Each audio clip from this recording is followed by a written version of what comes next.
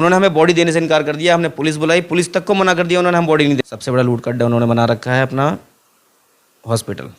एक पर्चा भरना स्टार्ट कर दिया। मुझसे पूछा गया आप एम्स जाना पसंद करेंगे या सफदरजंग जाना पसंद करेंगे। आईपीएस बन सकते थे, आईएएस बन सकते थे, पीसीएस बन सकते थे। उनकी ज़िंदगी अंधकार में चली गई। वो मुझे वोट ना दें, वो उस विचार को वोट दें जो उनको आगे लेके जाए। शिक्षा जी ने बहुत अच्छी कर रखी हैं, लेकिन कहाँ पे? अपने हॉस्पिटलों में झूठे वादे कर करके ये जनता का दिल जीतती है और जनता इसके इनके।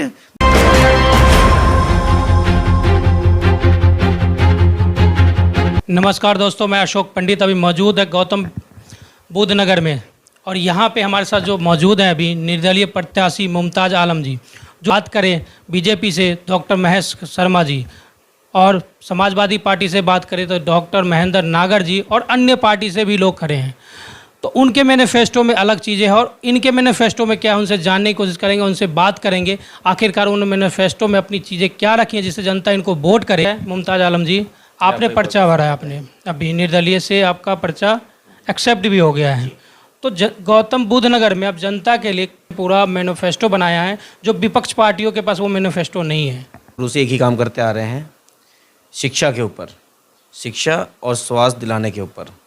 बहुत से लोग ऐसे यहाँ बीमार पड़ते हैं, मैं उनको डायरेक्ट दिल्ली भी लेके जाता हूँ, यहाँ भी लेके जाता हूँ, करता रहता हूँ मैं। लेकिन जो चीज़ें मैंने यहाँ देखी स्वास्थ्य के मामले में बिल्कुल चरमराया हुआ, बिल्कुल व्यवस्था है, कुछ है ही नहीं यहाँ पे। अब शिक्षा के ऊपर चले जाए, शिक्षा में हमारे यहाँ पे कुछ है ही नहीं सरकारी स्कूल के नाम पे। जमीनी स्तर पे आप देखेंगे कुछ भी नहीं है, सिर्फ कागजों में सब कुछ चकाचक मिलेगा। आप बात करें शिक्षा की बात कर रहे हैं, और उसके साथ आप बात करें स्वास्थ्य की। अगर स्वास्थ्य की बात करें तो नोएडा के अंदर 39 में हॉस्पिटल है, जिसे स्पेशलिस्ट हॉस्पिटल कहा जाता है। उसके बारे में क्या कहेंगे? साहब सिर्फ वो देखने के लिए है।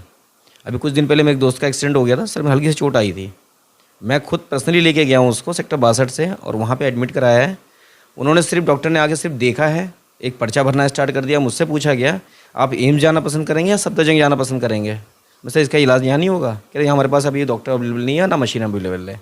इतना बड़ा हॉस्पिटल, एक फ्लोर ही कम कर देते, उससे सामान खरीद लेते आप। लेकिन पार्टी तो दम भर रही है ना कि यहाँ पे सारी सी सुविधाएं हैं।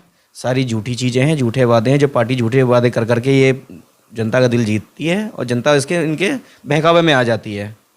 तो अब जीतेंगे तो स्वास्थ्य के लिए क्या करेंगे? हॉस्पिटल किस थे? सबसे पहला काम हम शिक्षा और स्वास्थ्य के लिए करेंगे। शिक्षा के लिए इसलिए करेंगे, आपने स्वास्थ्य में आप क्या बदलाव करेंगे? स्वास्थ्य में जो भी लेटेस्ट वर्जन के जो भी मशीन है हम उसको वहाँ पे प्रोवाइड करवाएंगे सरकार से कह के। जनता की आवाज़ आगे पहुँचाएंगे हम। भाई सेंट्रल में अपनी आवाज़ को उठाएंगे, भाई हमारे यहाँ मशीनें नहीं हैं, अब हमारे लोगों को क्या कहते हैं इलाज नहीं मिल पा रही है। वहाँ पे वो चीज़ प्रोवाइड कराएंगे और अच्छी से अच्छी स्वास्थ्य सुविधा उनको उपलब्ध मुहैया कराई जाएगी। स्वास्थ्य की बात की तो यहाँ पे तत्काल में जो सांसद हैं वो डॉक्टर महेश शर्मा जी हैं, और भी भाजपा की तरफ से लोकसभा प्रत्याशी भी हैं।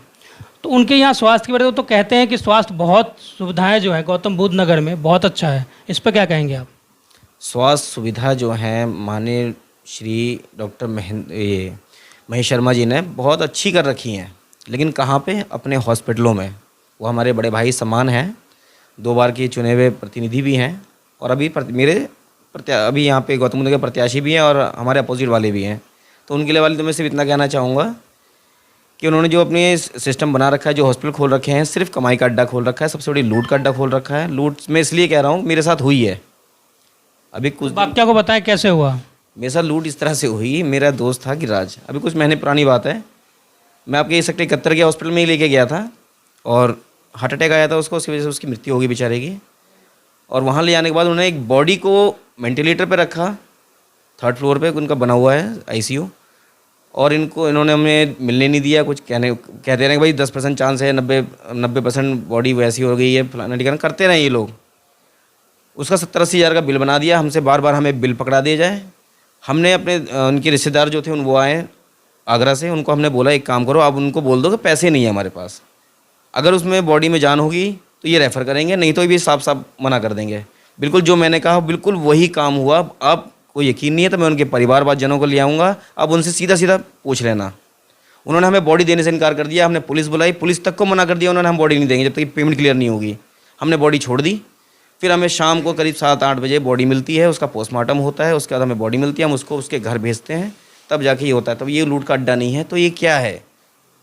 इसको आप कैसे ठीक कर सकते हैं? आप जब लोकसभा प्रत्याशी है, अगर आप जीतते हैं तो इस स्वास्थ्य की सुविधाओं को आप किस तरीके से ठीक करेंगे? स्वास्थ्य सुविधा जो लोगों को मिलेगी, जो मुहैया कराई जाएगी, वो सरकारी हॉस्पिटलों में कराई जाएगी। जो जितने भी उपकरण हैं लेटेस्ट वाले, उसको मुहैया कराया जाएगा। वहाँ वो मशीनें लगाई जाएंगी, जिससे मतलब हमारे यहाँ के जो जनता है उनको वो सुविधा मिल सके। उनको बाहर किसी प्राइवेट हॉस्पिटल का या ये रेफ़र के नाम पे दिल्ली भटकना ना पड़े उनको। अब दूसरी बात करें, जो मुद्दा कहते हैं कि जो मुद्दा हमारा है वो दूसरा मुद्दा है शिक्षा। और शिक्षा की बात करें तो पूरे गौतम बुद्ध नगर में सरकारी स्कूल भी है और प्राइवेट स्कूल भी है। तो प्राइवेट स्कूल तो कहीं ना कहीं सुचारू रूप से चल रहा है, और कहते हैं कि सरकारी जो स्कूल है वो कहीं ना कहीं सुचारू रूप से नहीं चल रहा है। तो इसको कैसे आप सुचारू रूप से चलाने की कोशिश करेंगे? सरकारी स्कूल भी चल रहे हैं, लेकिन सिर्फ पेपरों में चल रहे हैं। अगर इतना बढ़िया चल रहा होता, आप ही के बगल में ये नोएडा विधानसभा है, बगल में क्या कहते हैं आपका दादरी विधानसभा भी है। वहाँ पे एक स्कूल है जहाँ पे व्यवस्था इतनी ख़राब है कि वहाँ पे 50 से ऊपर बच्चों ने एक साथ ही रिज़ाइन वो नाम वापस ले लिया, नाम कटवा लिए हैं। क्यों कटवा लिए हैं? 50 से ज़्यादा बच्चे थे, उन्होंने अपना भविष्य जो उनका वहाँ पे पढ़ाई अगर करते, सही से उनको पढ़ाई मिलती, तो शायद वो हमारे देश के नेता बन सकते थे, IPS बन सकते, IAS बन सकते थे, PCS बन सकते थे। उनकी ज़िंदगी अंधकार में चली गई। उनके आज क्या कहाँ पे वो एडमिशन है, यहाँ के जो प्रशासन अधिकारी है उन्होंने उसकी कुछ सुध ली? भाई इतने बच्चों ने वहाँ पे अपना नाम क्यों कटवा लिया? तो इसका आपका प्लान क्या है? किस तरीके से शिक्षा को ठीक करेंगे? शिक्षा को अपने स्तर पे ठीक करेंगे। जब प्लान तो होगा सर। प्लान सिर्फ हमारा इतना है कि अपने स्तर पे कैसे ठीक करेंगे। अगर पब्लिक हमें चाहेगी, हमें मानेगी, हमारी आवाज़ को सुनेगी, हमारी बात को समझेगी, प्रेम देगी, अपना कलम की ताकत हमें मिलेगी, तो जब हम अपना काम करेंगे आपको भी खुद दिख जाएगा।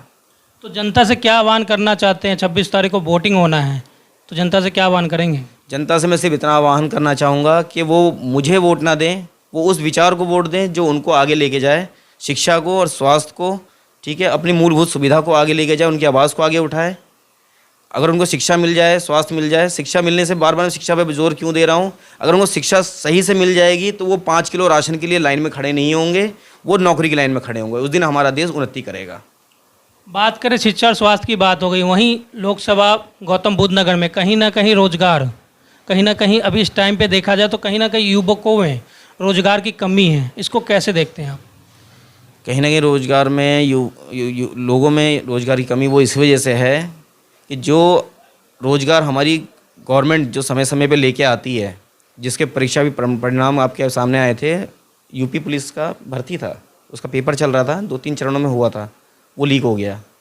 जब आप भर्ती नहीं दोगे, रोजगार ही नहीं दोगे, रोजगार के नाम पे खेल करोगे, जिसमें कई लोगों ने सुसाइड भी कर लिया।